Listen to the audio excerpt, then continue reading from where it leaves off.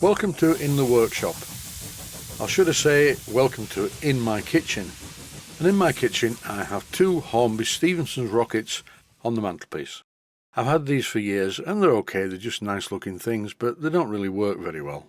Very much in the realms of a steam toy. On the other hand, I bought this from Simon Hudson at the Steam Workshop. Look at this. This is my Christmas present for this year to me, and it is absolutely beautiful. It's a 5-inch gauge OS Stephenson'S rocket. I've wanted to own one of these engines for quite a long time. The Japanese company OS make really good things. This being one of them. What a lovely thing this is. It's in a plexiglass case and apparently it was presented to Barry Simpson on his retirement from McBain's in September of 1999. It's almost 2020, so it's 21 years old and it looks like new. There's a lot to be said for putting good quality models inside glass or plexiglass cases. This looks like the day it was made. I don't know who built it, but the build quality is outstanding. Look at the paint job and all the fine fittings. This is where the water pump is in the tender. You can see the handle sticking out a little bit in the middle. This engine's never been steamed, but by the looks of the oil staining on the chimney, it has actually run on compressed air. It's quite stiff, but it only feels stiff in as much as it's a little bit gummed up with oil. This locomotive has working leaf springs, and they're not very strong. I think really, if I'm perfectly honest, they could do to be a bit stronger. And what's this big lump? Well, this big lump of cast iron fits on the front, and the idea of this is it provides more adhesion by putting more weight on the front wheels. Without this, I don't think it would pull anything. I watched some videos on YouTube, and there were one or two videos of these engines in steam pulling their owners around the track. The only piece of track I've got is this one, and this is the piece of track it's going to sit on. I don't intend to steam this model because it's never been in steam.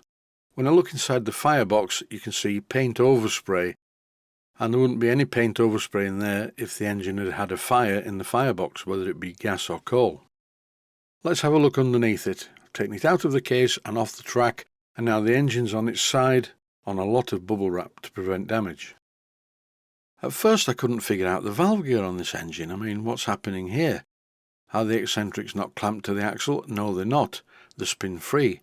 And what there is a lever in the cab which moves in turn a lever which then engages either eccentric with a peg. The problem is that the fitting has come loose on the shaft being the lowest one in this image. Can you see that square fitting that's attached to a spring? Well, it spins a bit on the shaft. I'm going to tighten this up. This is very weird valve gear. I don't know why they just didn't use slip eccentric anyway. At least from a visual appearance, there are two eccentrics rather than one. Moving to the rear of the engine, this is the ash pan. There's a flap that's spring-loaded and this opens to drop the ashes out. And then if you pull the dump pin out, you can entirely remove the ash pan and the fire grate. Well, allegedly it was a bit fiddly, but it came out in the end. And there's clearly no evidence at all to say that this engine's been in steam with a real fire in there. Even a gas fire would have removed the paint inside the firebox. But no, this is a virgin engine. I don't reckon much to the whistle. If I want to criticise this engine, I would criticise it on the fact they could have used a larger whistle. But in the day of the real Stephenson'S rocket, they didn't have steam whistles, so I'm not really complaining. I'm going to leave it as OS intended it. The firehole door's quite nice. It's spring-loaded, so it snaps shut. And look at the attention to detail. The good thing about this is it's not super scale. All of the fittings are intended to be removed for either cleaning or repair. To me, this is a thing of absolute beauty. I really do love it. And thanks to Simon Hudson for selling it to me. There was definitely no hard sell in the case of this engine. It was a bit like my first girlfriend.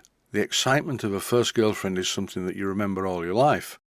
It's also about as exciting as getting a divorce. In my life I've had two wives. The first one died from eating poisoned mushrooms, and the second one died of a broken neck because she wouldn't eat the poisoned mushrooms. No, that is a joke.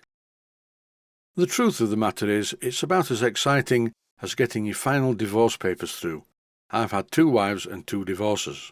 But the good thing about getting divorces from my ex-wives is I did have 3 really great daughters, all of which are an improvement on me.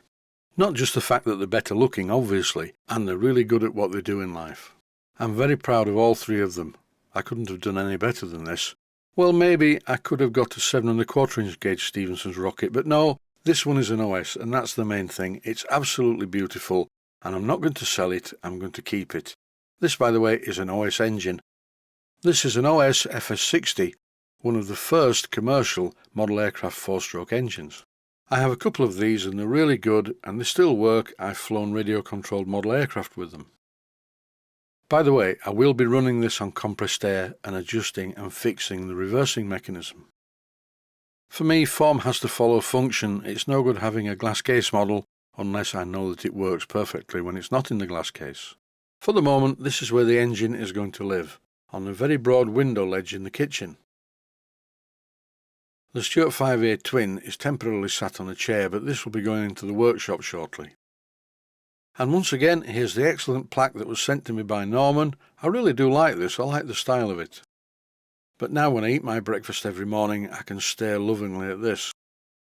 Luckily I was able to buy this engine because I have some money left over from the sale of my house. One could say it was reassuringly expensive.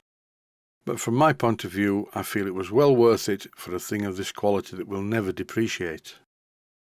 That's it for this feature. Thanks for watching, and I hope you found it useful. Please take the time to visit my Mainsteam Models website. Click on the section of the website that says Video Playlists. And by doing that, you will find it very easy to find other videos that you may like to watch.